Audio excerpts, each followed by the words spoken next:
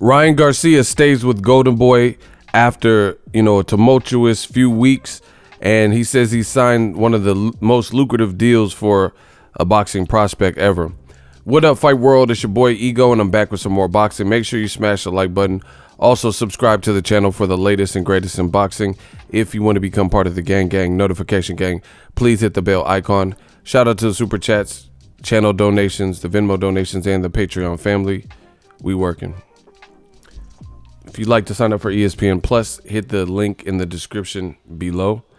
And, this has been kind of a hectic few weeks for Goldenboy and DAZN. Ryan Garcia just says Ryan Garcia versus Romero Duno, co-main event for Canelo versus Kovalev card. Time to show the world, right? He says, I want to thank my team and God for blessing me. And Goldenboy just signed one of the most lucrative deals in boxing history for a prospect. Now, they have some video, just behind the scene footage of him actually signing the contract, just for the PR stuff and publicity and photo ops and stuff. And according to, a lot of sources in the industry, Goldenboy and Ryan Garcia, they set up an emergency meeting because Ryan Garcia was going off on his Twitter. He was angry. He had a lot of concerns. Him and his family set up, him and his parents and their advisor set up an impromptu they had a couple of media people from LA and a conference call, and they were just talking with reporters, expressing all their frustrations with the way he's been promoted. They said he asked for a fraction more money and couldn't get it. Goldenboy wouldn't budge. Ryan Garcia was supposed to fight last week, I think it was, on the Jaime Munguia card. And he didn't end up fighting. His opponent had some kind of trouble with the law, and U.S. Marshals were combing L.A. gyms looking for him during the fight week. Goldenboy knew about it since about Tuesday, Wednesday, and they didn't have a replacement lined up. So, it just went downhill from that. Ryan Garcia weighed in even, and then on the DAZN card, he was supposed to be the co-feature. He lives in that kind of area. He's from Victorville. The fight was happening in Carson, California, and he didn't end up getting the fight, so kind of a wasted training camp.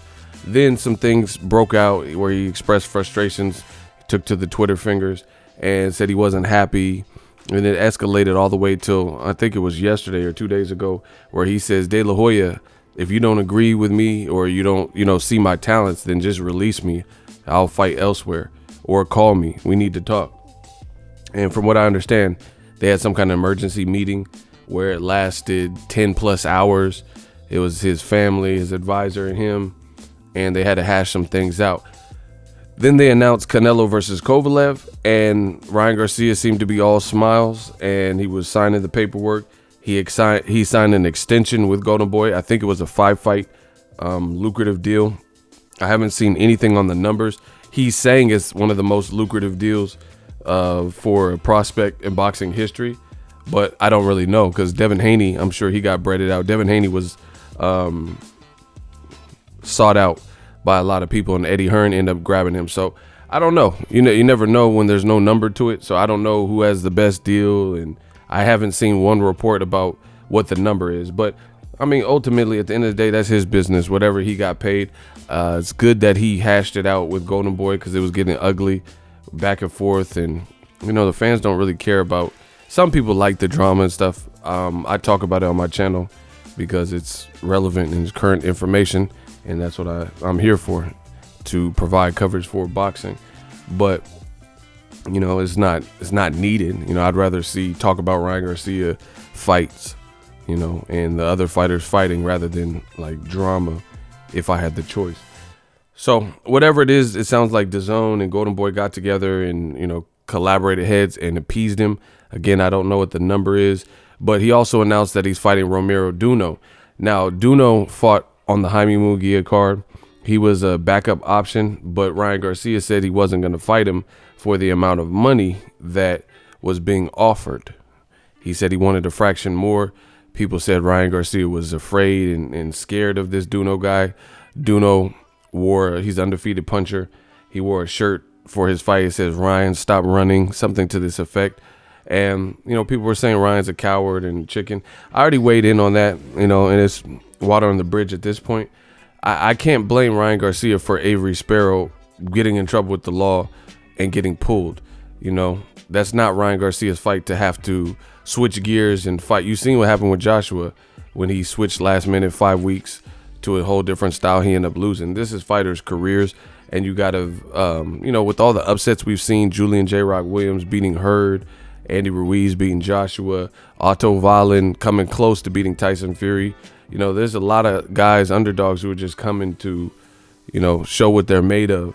So these fighters, especially elite or popular fighters or whatnot, they got to take their career seriously and make the right decision. So I can't fault Ryan Garcia, for switching out opponents. It's just not his bag if another guy can't make the fight that he was scheduled for because he has legal trouble. So I never really subscribed to he was ducking this Duno guy. I don't know too much about Duno, but it sounds like it's a dangerous fight from what I've researched. The guy's supposed to be pretty good, undefeated puncher. He's confident. He just got a stoppage. He feels that Ryan Garcia has been avoiding him. And now we get the fight on the Canelo Kovalev card. I do think it's a bit weird because this is a step-up fight for Ryan Garcia. This guy is allegedly supposed to be pretty dangerous. I'm going to have to do some research on Duno. I've seen him, and I just seen him on the last week's card, but I didn't see anything too crazy on that particular fight. So I got to do some real research to the style. However, Ryan Garcia is very young. He has amateur experience, but they both have power. So this is a major step up for Ryan Garcia fighting somebody who is just perceived to be this major threat to his style. Because Ryan Garcia, I can't think of a kind of a undefeated in prime guy like Romero Duno that he has faced that has some momentum. Not like a guy with 2-3 losses. I'm pulling it up right now. Romero Duno, actually Duno has a loss, but he's never been stopped. Romero Duno's only 23. He's from the Philippines. 73% roughly. He has like a 73% knockout ratio. 21-1. He does have a loss though. But the loss was in 2016 via unanimous decision in an 8-rounder. So neither guy, Ryan Garcia or Duno, have an insane resume. So this should be a good fight. And it'll be the chief support for Canelo versus Kovalev. So it should be interesting. He's an orthodox fighter and a puncher. The thing that's a little bit weird is that DAZN and Goldenboy would offer Ryan Garcia all this crazy money. And he's saying it's the most lucrative deal, right? And then the first fight under that new deal, he's fighting a major step up that some people think this guy has what it takes to beat him. It's a little bit weird. Like when you look at when Canelo joined DAZN, he got a really a tune-up fight with Rocky Fielding.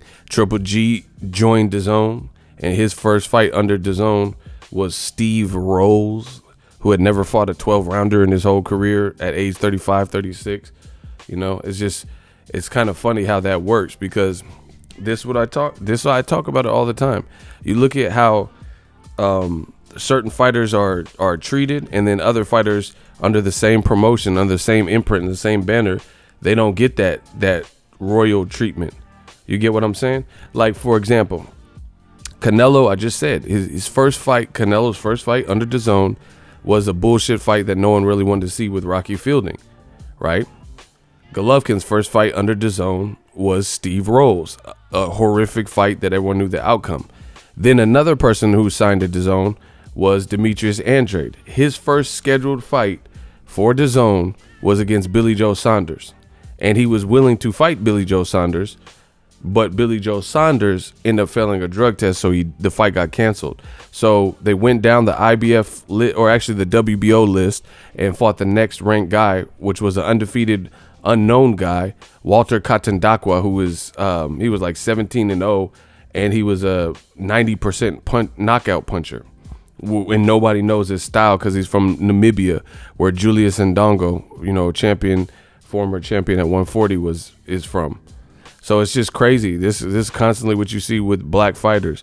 Demetrius Andrade's first fight was supposed to be Billy Joe Saunders, and everyone else gets a tune-up. But now, they're doing it to Ryan Garcia too. They're putting him in there tough. with this Duno guy in his first fight.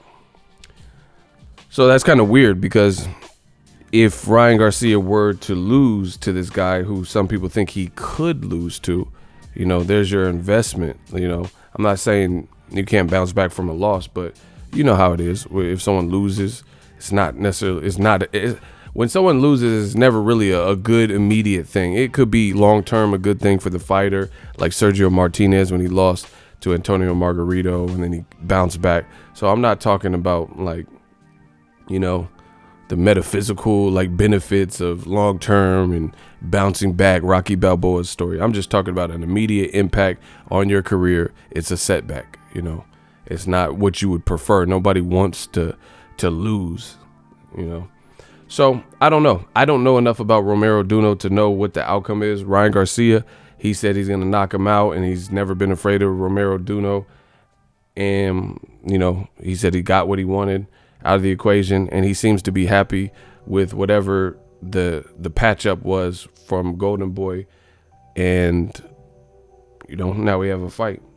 Still seems a little bit weird. I feel like Canelo took a shot at De La Hoya a little bit. They asked Canelo, you know, Goldenboy, Oscar De La Hoya said that you're fighting Triple G next year in 2020. And he said, because he had made a comment, Canelo had made a comment that he has no interest in fighting Triple G. He said that as far as he's concerned, he's already done what he had to do and that chapter is closed. But then someone said, the reporter said, De La Hoya said you're fighting him next year. And he said De La Hoya says a lot of shit, you know, I'm just paraphrasing. He said De La Hoya says a lot of stuff that doesn't make sense. And then someone else even asked him, would you consider De La Hoya a friend? And it's almost like Canelo paused, like he was caught off guard by the question. And he was like, yeah. It just didn't sound that believable. So I don't know. Canelo, he has a fight.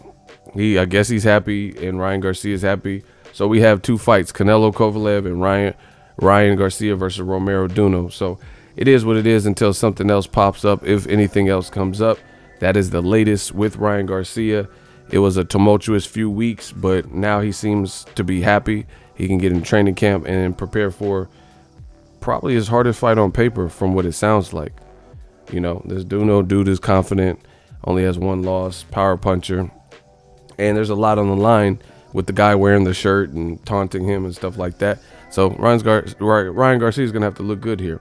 Let me know what you guys think. Drop your thoughts in the comment section. We working. So if you enjoyed this video and want more content like this on the channel, you can show your appreciation by going to the PayPal donate button or the YouTube support button. And you can donate any amount that you feel is equivalent to the value of this video. Much more to come. Thank you guys for your support. Boxing Ego, the future of boxing.